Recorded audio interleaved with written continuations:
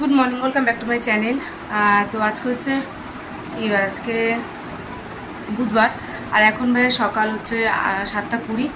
তো রেডি হয়ে গেছি, একটু বাড়ি যাচ্ছি কেননা জ্যাঠার মাঝখানে শরীর খারাপ হয়েছিল, যেতে পারিনি। জ্যাঠার শরীরটা এখনও খারাপ রয়েছে, তো ওই জন্য মনে হয় আজকের দিনটা ছুটি রয়েছে।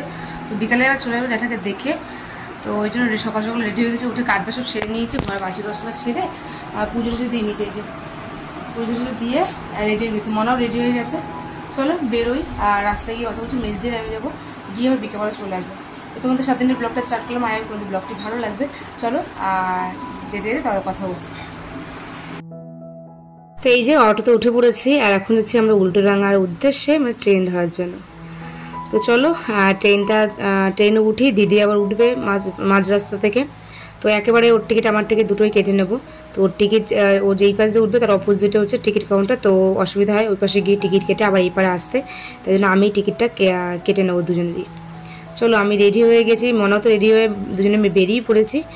আর যাচ্ছে হচ্ছে জ্যাঠার শরীরটা খারাপ, তো শরীর যখন হসপিটালে ভর্তি হয়ে যেতে পারিনি, তার 1-2 দিন আগে বাড়িতে এসলাম তার জন্য। তো ওই জন্য হচ্ছে জ্যাঠার শরীরটা ভালো না, আবার তার জন্য একটু বাড়ি যাচ্ছি। আর এই যে ট্রেনে উঠে পড়েছি, দিদি এখন ট্রেনে উঠেনি। তো দিদি এখনই ট্রেনে উঠেছে, দিদি ওই সাইড রয়েছে, মানে আমি এক বগের এক মাথায় রয়েছে, দিদি আর এক মাথায় রয়েছে।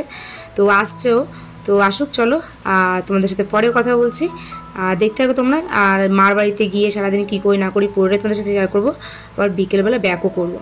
চলো তোমাদের সাথে পরে এসে কথা বলছি, দেখতে থাকো। আর যারা এখন পর্যন্ত আমার চ্যানেলটি সাবস্ক্রাইব করে তারা প্লিজ আমার চ্যানেলটি সাবস্ক্রাইব করে দিও, আর যারা করছে তাদেরকে অসংখ্য ধন্যবাদ।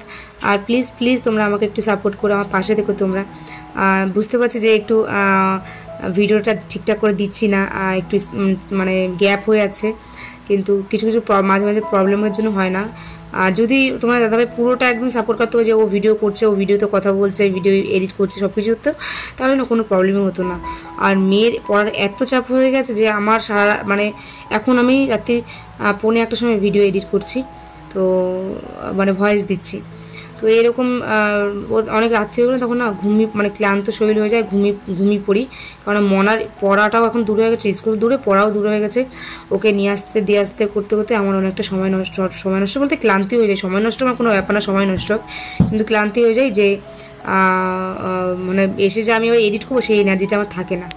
যাই হোক চলো, দিদি এই যে উঠে পড়েছে, চলে এসেছে আমাদের কাছে। আর মনা শুধু সিট পেয়েছে, আমি এখন হচ্ছে উঠে দাঁড়ালাম। তো নাবার সময় হয়ে গেছে, ওই জন্যই উঠে দাঁড়ালাম। চলো গেটের সামনে এসে দাঁড়িয়েছি, আর একটা স্টেশন পেরোলে নামবো।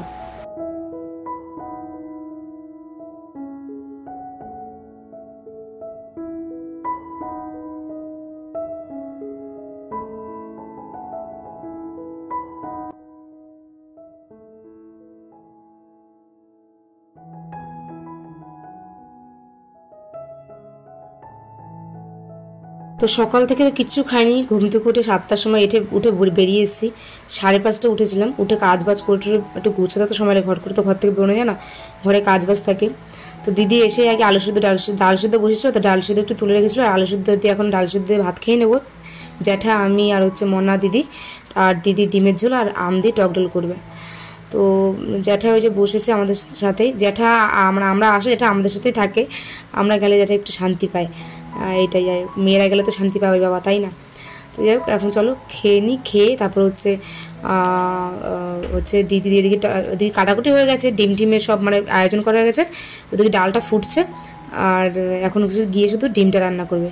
তো আমি খেয়ে গিয়ে ডিমটা এনে দেবো। আর মার ঘরে আসলে একটা প্রবলেম হয়ে করো, তো ধরো ছোটো ছোটো জিনিসগুলি, ধরো শুকনো লঙ্কা নেই, শুকনো লঙ্কাটা আনতে হয়, কেননা শুকনো লঙ্কা ফুল লঙ্কা স্বাদ করে মানে নষ্ট হয়ে যায়, তার জন্য না আমার অল্প অল্প করে আনতে হয়। আবার বেশি আনতেও পারি না, কেননা হচ্ছে রেখে গেলে আবার নষ্ট হয়ে যাবে, এরকম একটা প্রবলেম হয়ে যায়। এই যে খেতে বসে পড়েছি, আলু সিদ্ধ, ডাল সিদ্ধ, একটা লঙ্কা নিয়ে নিয়েছি, এই যে ভাত। চলো খাওয়া দাওয়াটা সেরে তারপরে তোমাদের সাথে পরে কথা বলছি, ভীষণ খিদে পেয়ে গেছে। আর ডাল সিদ্ধ আমার এই কাঁচা পেঁয়াজ দিয়ে, আমার কাঁচা পেঁয়াজ কিন্তু আমি কোনো মানে আলু সিদ্ধ মাখাতে কিছুতে খাই না, ভালো লাগে না, কিন্তু ডাল সিদ্ধ মাখাতে আমার কাঁচা পেঁয়াজ ভীষণ প্রিয়। চলো খাওয়া দাওয়াটা সেরে নিই সবাই মিলে।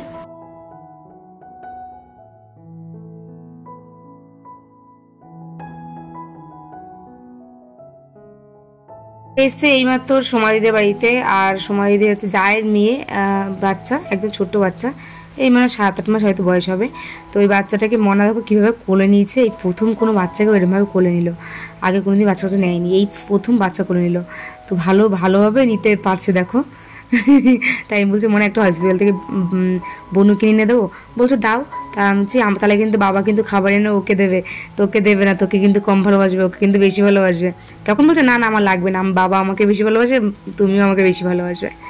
তো এরকম করার পর বলছে আর আমার বোনও লাগবে না। যাই হোক চলো এখন বাচ্চাটাকে দিদি যায় কোলে, কেননা ছোটো মানুষ তো বোন কোনো সময় লেগে ঠেকে যাবে। তো এর মধ্যে মা ফোন করলো মনা আসছি। তো আমি বললাম চলো রাস্তা দিকে যাই, এগিয়ে দেখি। তো এগিয়ে রাস্তায় বেরিয়ে দেখি মা আসছে। তো দেখতে পাচ্ছ আসছে, ফোনটা আমার একটু কাঁপছে যেহেতু হেঁটে ভিডিও করছে ওই জন্য। তো চলো মা এসে গেছে।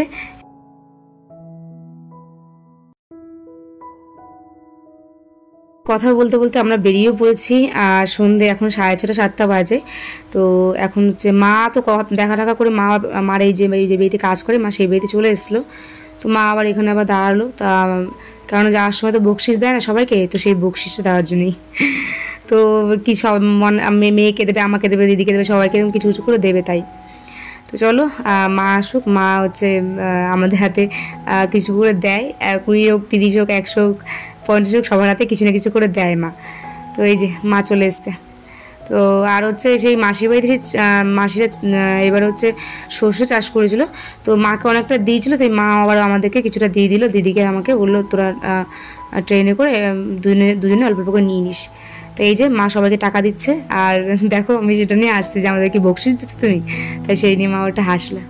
চলো মাকে টাটা করে দিই। মা টাটা, সাবধানে থেকো, আর আমি আসছি।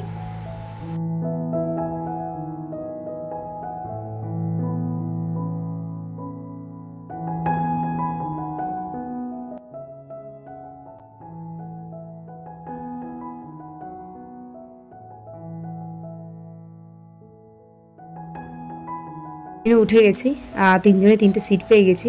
যাওয়ার সময় এত গরম লাগছিলো, এখন একটু ভালো মানে ঠান্ডা আছে।